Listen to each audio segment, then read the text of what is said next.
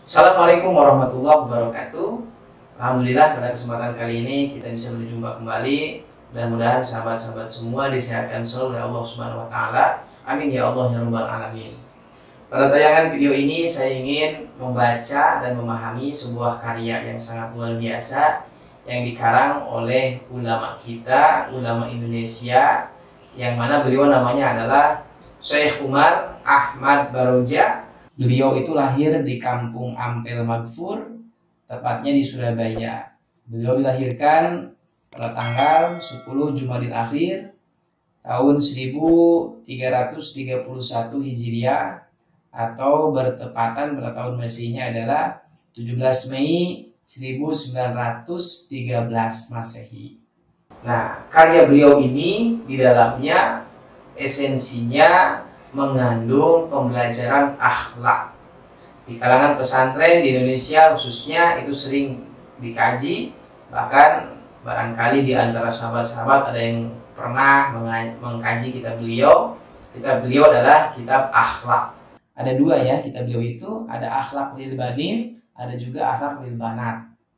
Yang mana kitab ini sangat cocok sekali dijadikan rujukan untuk mendidik anak kita ya, atau murid-murid kita, atau siapa saja anak-anak yang dekat dengan kita bisa kita didik. Salah satu rujukannya kita bisa melihat dalam kitab ini. Baik, kita langsung saja kita bahas atau kita baca dan pahami ya. Pembahasan pertama adalah di situ terdapat judul Bimadza tatakhallaqul bintu. Kenapa seorang anak perempuan itu mesti berakhlak? Poin pertama, tajibu 'alal binti an tatakhallaqa bil akhlaqil hasanati. Wajib bagi setiap anak perempuan an tatakhallaqa, ya hendaknya berakhlak, bil akhlaqil hasanati, dengan akhlak yang baik. Min sigoriha, sejak ia kecil, li ta'isha mahbubatan fi kibariha, agar hidupnya mahbubatan, dicintai, fi kibariha, ketika ia dewasa. Nah, maksudnya adalah jadi seorang anak perempuan itu, atau seorang anak laki-laki ya, atau seorang anak lah pokoknya ya, itu mesti berakhlak sejak kecilnya. Agar apa? Agar hidupnya selalu dicintai. Oleh siapa? Oleh kalangan manusia di sekitarnya. Bahkan keterangan berikutnya, yardo anha rabbuha. Yardo, maka akan ridho, anha, kepada anak perempuan yang berakhlak. Siapa yang ridho? Rabbuha. Rabbuha, Tuhannya. Jadi Allah itu akan ridho kepada seorang anak yang menerapkan akhlak baik. Wa yuhibbuha, dan akan mencintai kepadanya ahluha, keluarganya.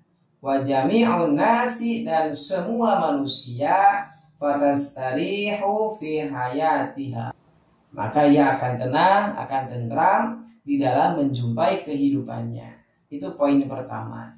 Jadi kenapa seorang anak itu mesti berakhlak baik? Bahkan Syekh Umar Ahmad Baroja ini menyampaikan nasihatnya, jadi seorang anak itu mestinya berbuat baik sejak ia kecilnya, agar kelak dewasa dicintai oleh manusia di sekitarnya.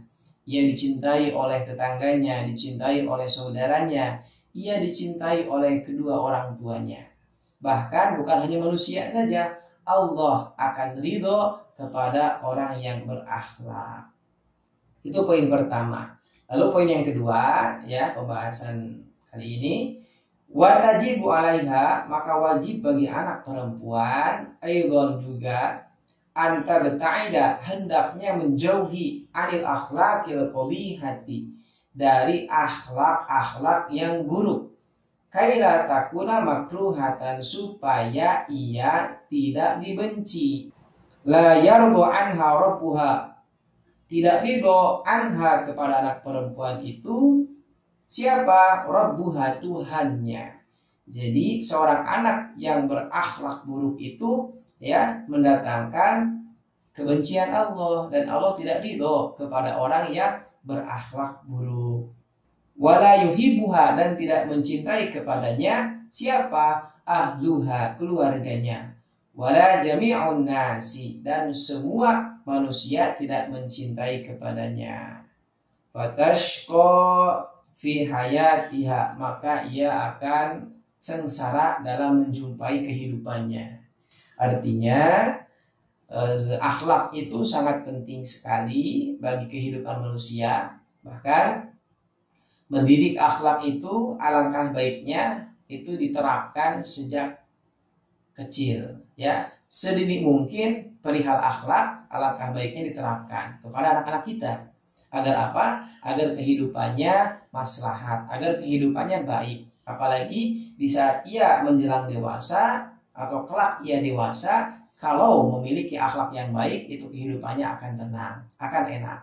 Ia mudah bersosial dengan yang lainnya, dan ia akan dicintai oleh manusia di sekitarnya. Nah, ini pembahasan pertama, ya. Bab pertama ada 2 poin. Jadi sangat penting sekali seorang anak itu berakhlak mulia atau berakhlak baik.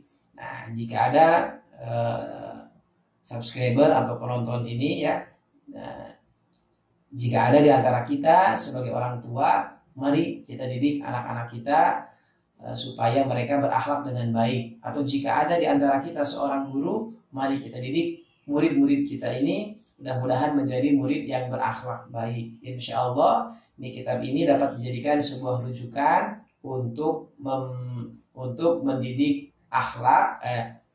Insya Allah kitab ini bisa dijadikan rujukan untuk pembelajaran akhlak bagi anak-anak kita. Mudah-mudahan ada manfaatnya.